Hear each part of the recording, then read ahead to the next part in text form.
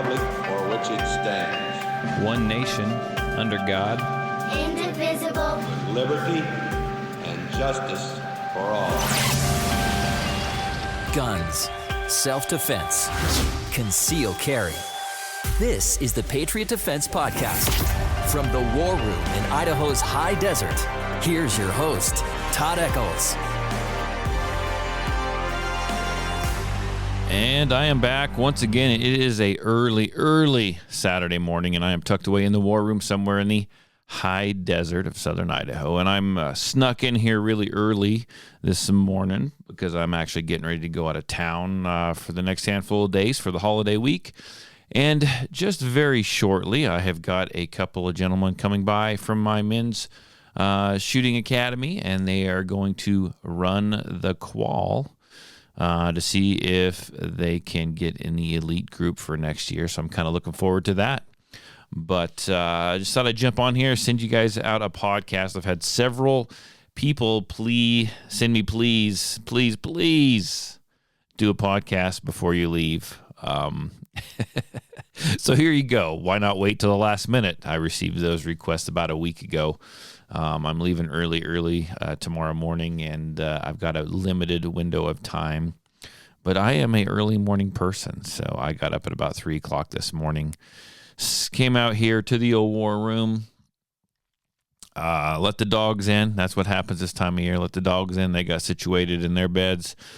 Ate my breakfast and drank me some coffee. And now I just sat there and pondered about what I'm going to chat about today. So we've had a couple things come up during the week that I want to touch on. And then just some stuff I've seen, is this kind of my, I know I think I probably said this was kind of my finish up at about 3 months ago. But we're really now, I'm kind of just finishing up my year. We're coming into the holiday season. Stuff is starting to slow down. I'm starting to, really, I've already planned for next year, but I'm really starting to get some plans in place for next year. Think about everything that has happened in the classes this year, and trying to figure out how I can improve for next. So just some thoughts on that. We've had, let's see what has happened here. We had a permit class a couple weekends ago, and that went really, really well. Those are still filling up, even though, here we've already had the election, and he's not in office yet. But Trump, the guy on the right, he got in, and I thought maybe my permit classes would slow down, but I've got a permit class scheduled for, I think, the 14th of December, and there's a good chance it's going to be pretty cold, and I am signing up people every single day for that class. So no complaints here. Get it done, because our coldest months are, if you're local and you want to take that class from me, get it done as soon as you can, because our cold months are going to be January and February. Those tend to be when we do them in the middle of snowstorms. And I do want to give a shout out to my guys. I got some of the best guys in the world helping me out on the range. Jeremy, Nick, James, you guys are the best. And you help these bigger classes go pretty smoothly. We actually, I would say pretty smoothly, really smoothly, without any issues. And I do appreciate all your help a lot. And then a shout out to James too. He's come and he's helped out in a lot of different women's defense classes and whatnot, and I do appreciate the time that he spends away from his family, and he's got another job too, right? I don't pay him near enough to let him support his family. Hopefully I pay him enough to help. I won't say helps fully support, because the dude likes expensive guns, but to help kind of support his gun buying habit. But he helps me out a bunch. In fact, we just did a women's self-defense class. We finished that up last weekend, and this class is a no actual, it's not a shooting class, right? Leave your weapons at home type of thing. And it's kind of a class that we've been doing for the past year. I think we started them like the year before. So we've kind of been building up. What we do is we start with these basic class and we kind of just build on them until they get up to, kind of where we want them, tweaking and changing along the way each time we offer the class. And this one was kind of a big one. It is, it's kind of everything kind of come to head, right? What it is we teach them how to stomp and kick and break away, create that distance and stuff. I dressed up in a red man suit. We also talked about improvised weapons. We gave them each coups-batons, taught them how to use that and attack the nerves, attack the tendons, attack the small bones. We taught them how to use those. I dressed up in that red man suit that I just mentioned, and they kicked the crap out of me. And if you're on the Patriot Defense social media Facebook page, or even I think it's on Instagram as well, check those out because they got in some good smacks. Hit me in the head, kicked me in the shins. We had a great group of ladies. We taught them how to do that and then create that distance and then draw a blue gun. And engage that. And then from there, we went outside. I ditched the red man suit. We gave them a Sims gun, and we put them in some situations where they may or may not, in some shoot, don't shoot type situations, they may have to draw their actual Sims gun and shoot me with Sims rounds. And it was a fun class. I mean, it really was. I felt a little beat up the next day, I'll be honest with you. And I talked to all the ladies, and they said they were kind of wore out too because it's kind of somewhat of a physical class. But man, what a good class. And we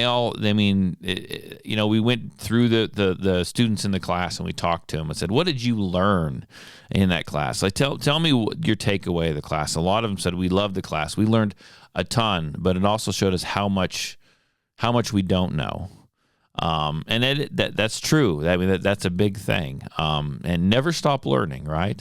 Now, if you missed out on that class, we are going to we'll do some more next year.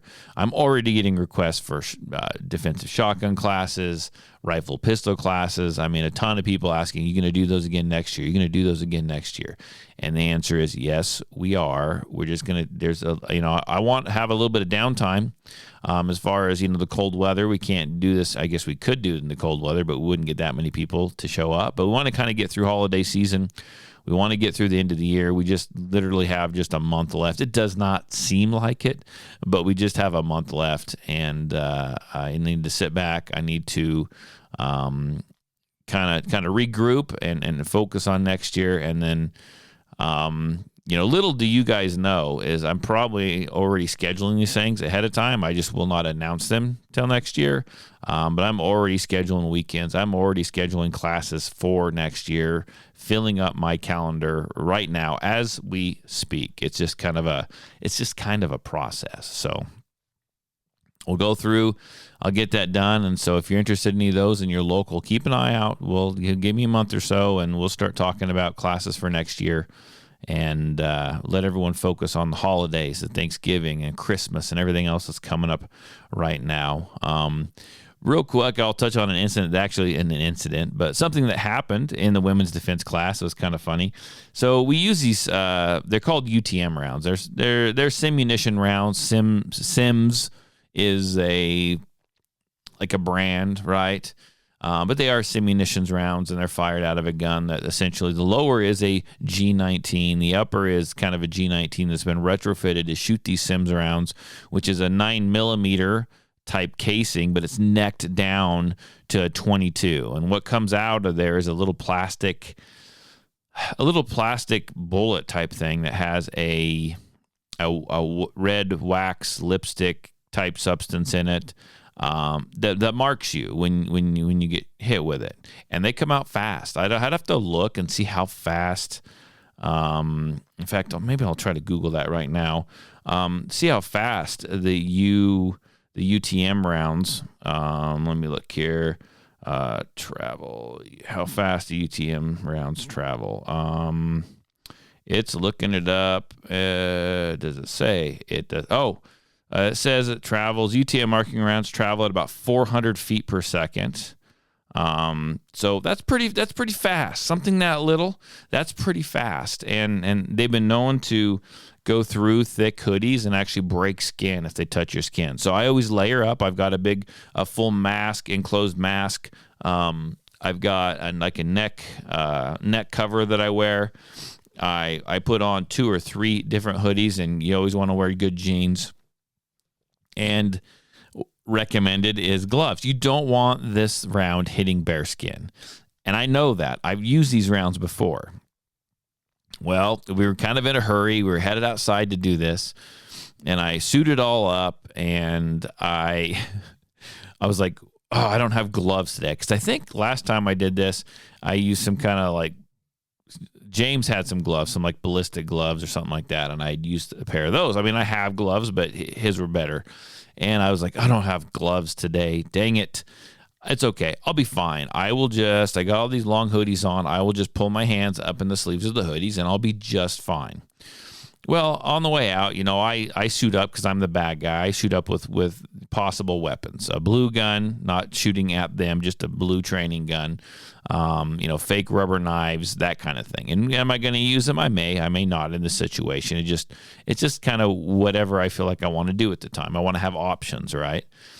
Options like you should have when you actually carry a gun for self-defense on your person every day. Options are a good thing. Have a good knife, all that good stuff. Anyhow, I'm a bad guy, and so I was going to make myself have options. And I'm out there, and the first scenario, right, I got my hands tucked up in my kind of in my sleeves, and we're walking, and I'm walking toward the first lady. She's walking toward me. The whole scenario is we're passing on a sidewalk, and am I going to harass her or am I not going to harass her? Is she going to go on defense and draw her gun when she shouldn't? How is she going to react to that kind of thing? Well, I got kind of close to her, and we're passing by each other, and I'm kind of in the moment. I'm like, I'm going to be this bad guy. Maybe it came a little too naturally to me. I don't know, but I reached down and I grabbed the knife. And I pulled the knife out, and when I did that, what happened? My hands, which are ungloved, came out of my hoodie sleeve. And I took the knife, and I was right there in front of her almost, and I took 2 quick steps with the knife out held. She drew her gun.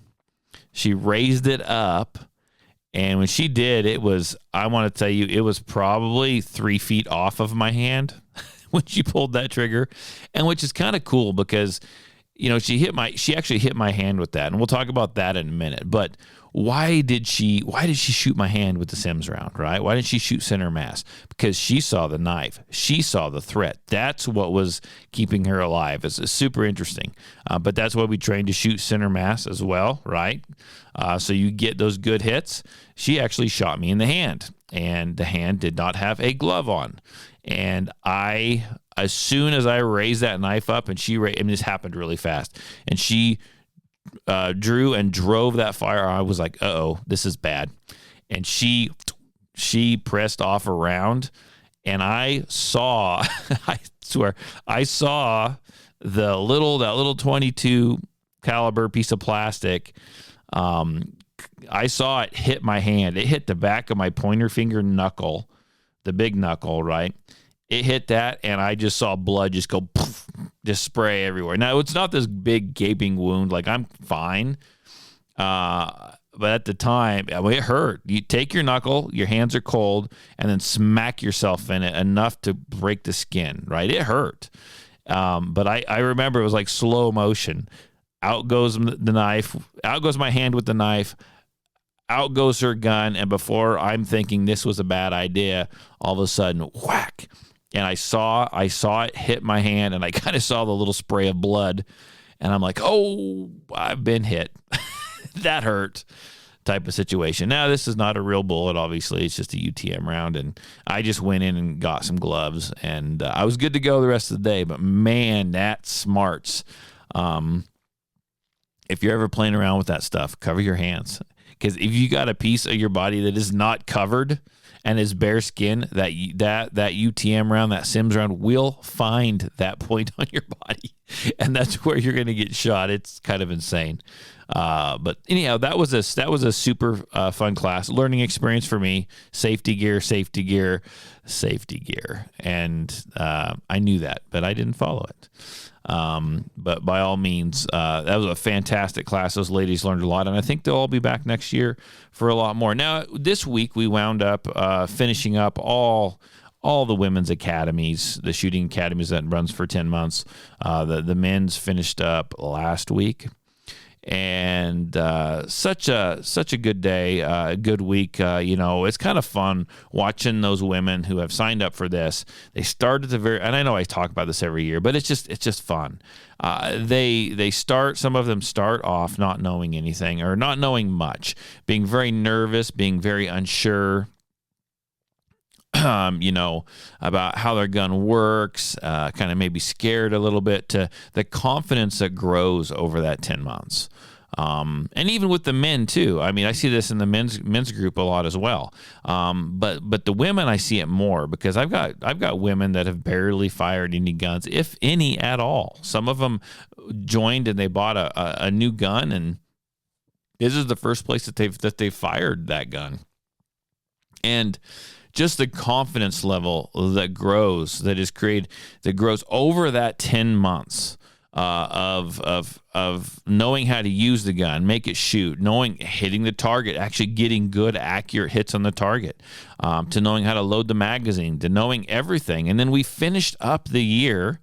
Because it's too dark to shoot. We did a night shoot a couple weeks ago, but it's too dark to shoot now and kind of a lot colder. And so we finish up cleaning guns.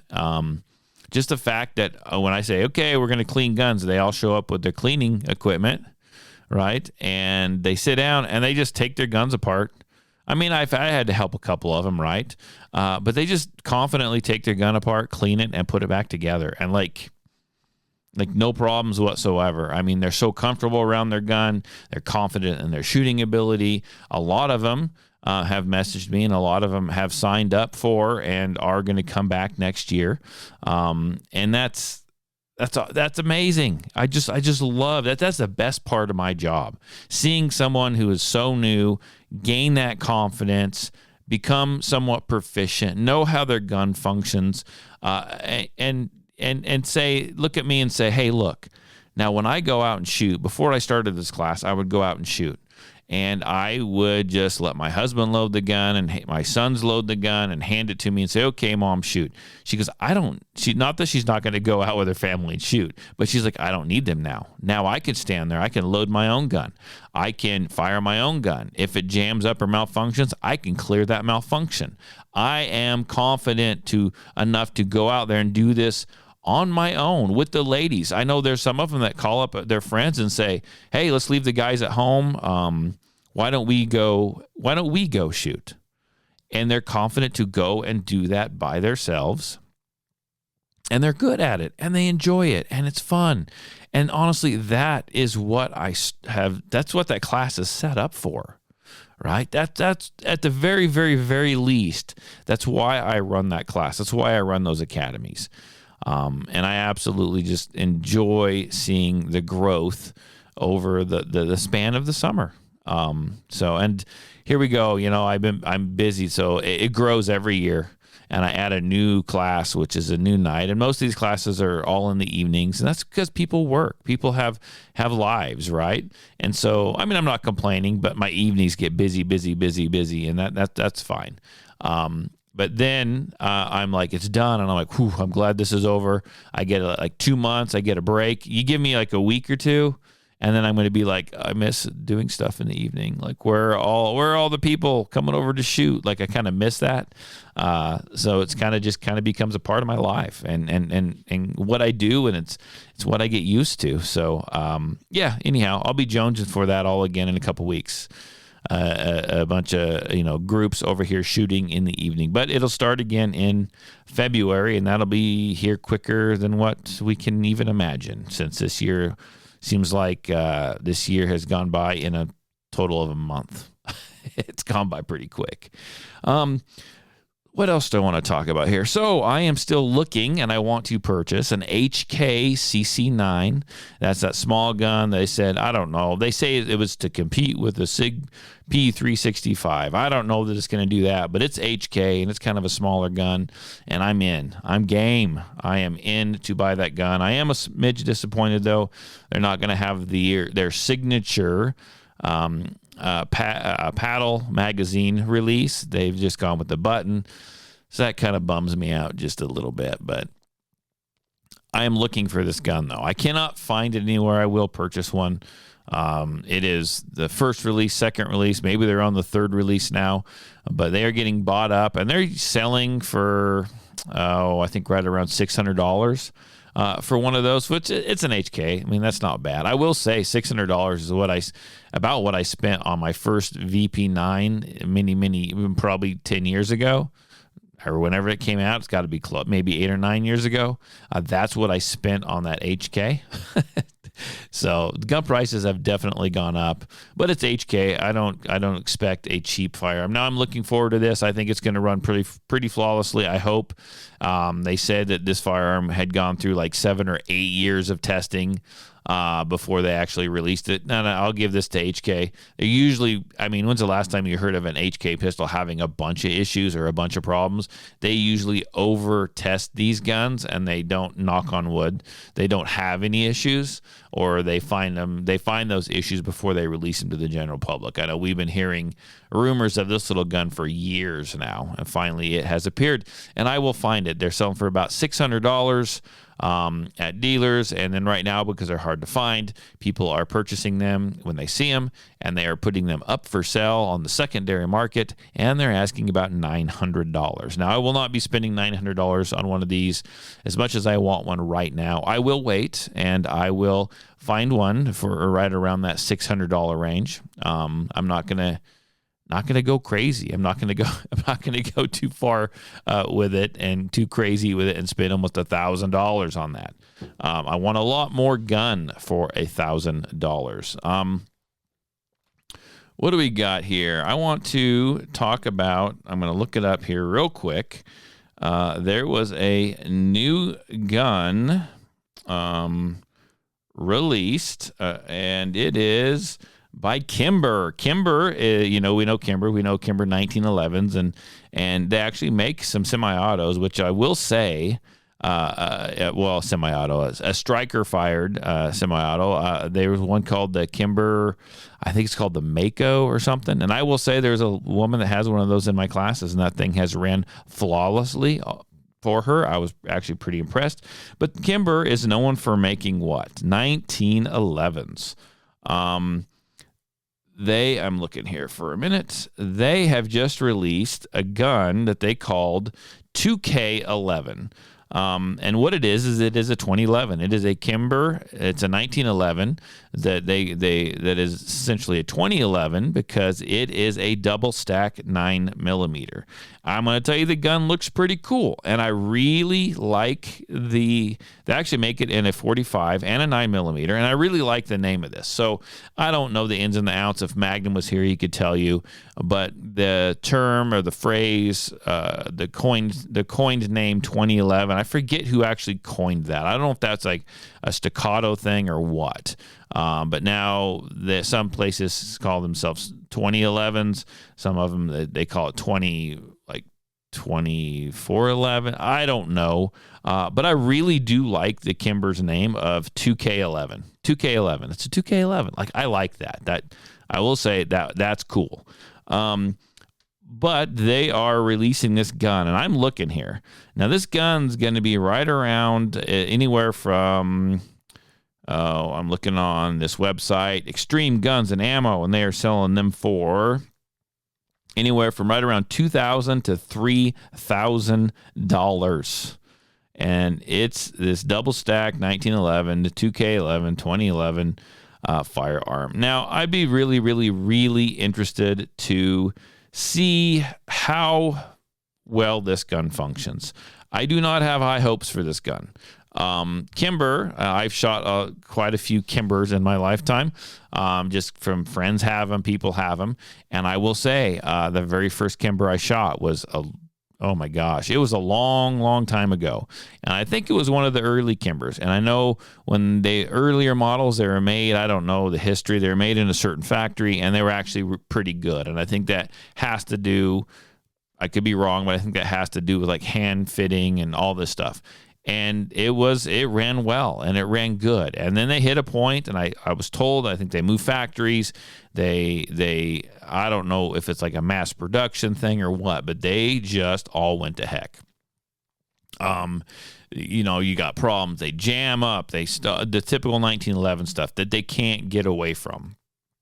And then they decided to do what? They decided to go away from the 1911 45s, which they still make, but they decided to introduce the 9 millimeter in that platform, and they started doing these small, little short, like Carry Pros, 9mm, and they are just complete garbage. They just really are. Whenever I see anymore, I've never seen a good Kimber in my class, except for the Striker Fired. But let's say the 1911 version. I've never seen a good one in class. They jam up. They have issues. I mean, it's just one thing right after another. I've never seen one actually make it through class. So I don't have high hopes for this, but we'll see what happens. I'm hoping maybe I see one or two come through class and I can get my hands on it and look at it. And I'm not going to purchase one, but I want to check them out and see. Kimber used to be the epitome, right? Early on, I think, I bought a Kimber and I spent lots of money on it. Well, it's not really a thing anymore.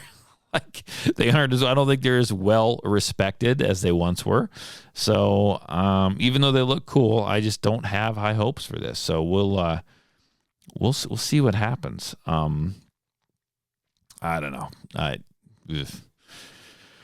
Okay, let me look here. I have something actually I want to talk about. We now know that Trump will be the next president. He's not in office yet, but he was voted. He won the votes, and it is what it is, and he's going to be the president.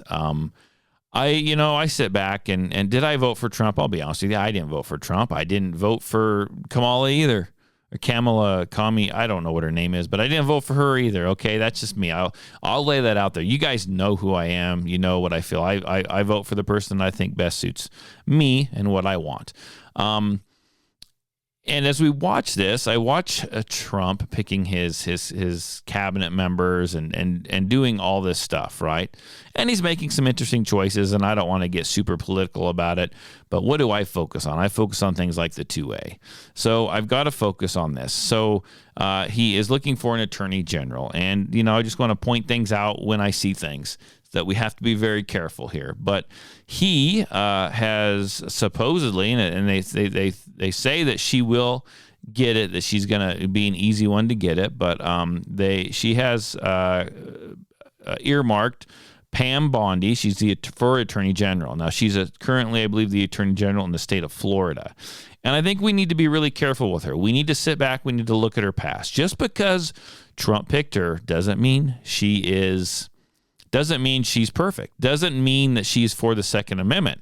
I'm not 100% behind the fact that Trump is 100% behind the Second Amendment. Just looking at the past, that's not my feelings necessarily, but looking at the past, looking at everything, I'm not sold. And if you look at Pam Bondi and what she's done in the past, just letting her history or what she's done in the past speak for itself, she kind of, what she's done in the past kind of mirrors a little bit of what the problems I see with Trump in the past. So, and here's the deal. I'm going to play some clips that I have of her that points out some of these issues. But just know, I'm going to be critical of anyone that gets in. I don't care if it happened to be the person I voted for that got in. I'm going to be critical. If they aren't good, I'm going to be critical about them and the choices they make.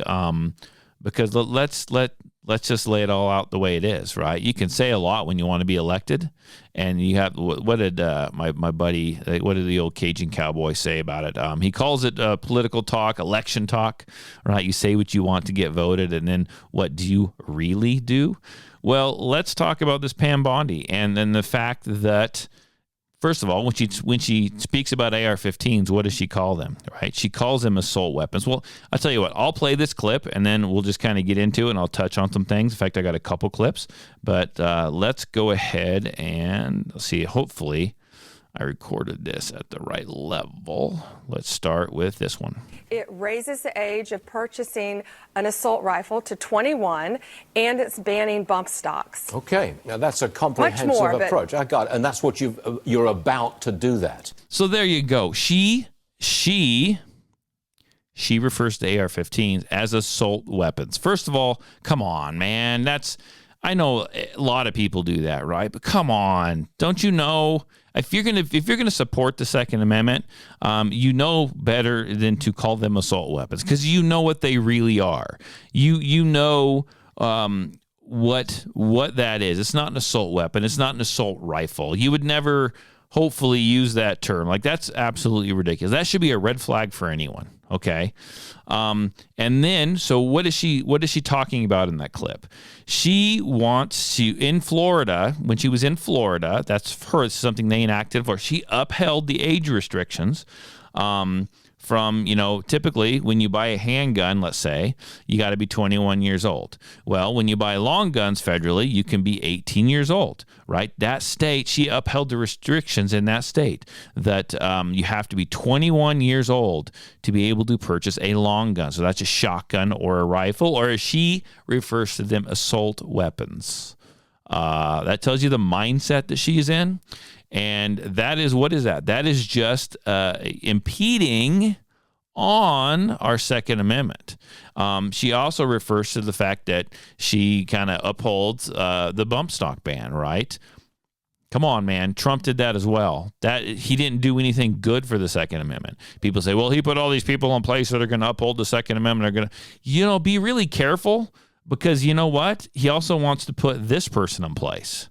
And obviously this person might say, well, I'm all for the Second Amendment, but I like guns, but, there is no buts, man. There is no buts. You can't have that. Pay attention to what's going on here. And she's got something in the past where she was when she was in Florida. She did some stuff about red flag laws. Let's listen to that. Well, here's what we're doing in Florida, because we have to have due process, of course, for those who have been civilly committed. And my office, we've done all the legal research, and here's what our proposal is in Florida. It's called the Gun Violence Restraining Order. And so, Stuart, if you're civilly committed, in Florida it's called a Baker Act, what will happen is law enforcement can and should automatically remove any firearms, because that shows you're a danger to yourself or others when you're civilly committed. Then after someone is released from civil commitment, law enforcement will have 72 hours to go before a judge and ask the judge if they choose to hold those guns even longer if they feel that the person is, again, a threat to themselves or to others. Okay. And again, this is about finding common ground. That's why nothing ever gets done in Congress, in my opinion. People are so polarized to one side or the other. So there you go. She wants to find common ground, but you got to be really careful with this, because she's talking about, and I know we have to come up with something, right? But she's talking about doing what? She's talking about taking away guns, and I know there's people out there that are mentally unstable. Like, I get that, and that's a big issue right now. But she's talking about taking away someone's guns, taking away one of their constitutional rights before you can do due process. So if someone is committed, if someone is taken and said, hey, we got to commit you, or if someone is being civilly, or not civilly committed, but that too, but someone like voluntarily commits them. I mean, come on, really? You're going to have people that are too scared to go do anything. You're going to have people that are too scared to go and find help and get help, because they're worried about the law enforcement just swooping in and taking their firearms. Now, I know this is an issue that needs looked at, but there is like I said, there is a thing called due process. And it sounds to me like, Trump has said something like this in the past. He said he's actually said, I played the audio clip. He's actually said, take the guns, figure it out later. Take the guns first, figure it out later. That's what he said. And essentially that's what she's saying here. So it makes sense that she would pick him, or that he would pick her, because she kind of is mirroring his same sentiments and his same thoughts and feelings. So it's just we probably can't stop this. If it's going to happen, it's going to happen. But we just, as people who like guns, as people who like firearms and value our Second Amendment rights, like, we need to pay attention to this. We need to make sure that there's people in there that are going to uphold those Second Amendment rights. And man, I don't know. I know we're never going to find the perfect person, but I'm just pointing out what I see, what's out there. This isn't just something Todd is making up. So maybe it bothers you. Maybe it does not. That's fine. That is fair. I totally get that. But I'm just pointing out what I see. So let's talk about something else real quick here. We are going into winter season. We are going into cold weather. That does not mean that you need to quit training. That does not mean that you should put your guns away and put them in the safe and never touch them again all winter long. Here's the thing. Get it out. And I say it all the time. Get your gun out. Dry fire. Practice those draws. Get in those reps. It's going to be snowy. It's going to be cold. Maybe you need to escape from all the family that's visiting your house for the holidays. I get it. Go to your garage. Go to your man cave. Do something. Get out and put some time behind your gun. Do the dry fire, man. Buy a training tool if you get it. One of those laser training systems, or the Mantis, or something like that. Don't let this go to waste. Practice your draw. Practice your draw. Like, now's the time to do it, man. Get good. Get proficient so you're better at it when you can actually make it back out on the range. Don't let this time go to waste. So there, I said it. Now we need to slow way down here, and we need to talk about the cold hard facts. This is it. This is going to be your podcast before Thanksgiving. There is a really good chance, I know there's a good chance you're not getting another podcast before the Thanksgiving break. So I know this one wasn't very long, but it is what it is. It's what you got. Now, I kind of taking it easy for the holiday season, and I'm going to go spend some time with my family, and I'm going to actually go out of town. And I will be traveling back here toward the end of the week. And when I come back, I will do another podcast. I am going to be traveling a few states away, and I'm going to be taking my gun with me. So maybe I will have some good chronicles of carrying when you travel, carrying in other states. I don't know how exciting or not exciting that'll be, but I don't know. Maybe I'll put something together for you. We can talk about that when we get back. But I will do one as soon as I get back. I do promise that. You guys, everyone, have a safe holiday. Enjoy with your family and your friends. Enjoy everything that you're thankful for. Just spend time with family, because that's what's most important, especially this time of year. And I know it's been a rough year, a rough election season where people might have all been divided and separate on the issues. But it's time to put all that behind you. Come together as a family, enjoy each other's company, and just be around the ones that you love.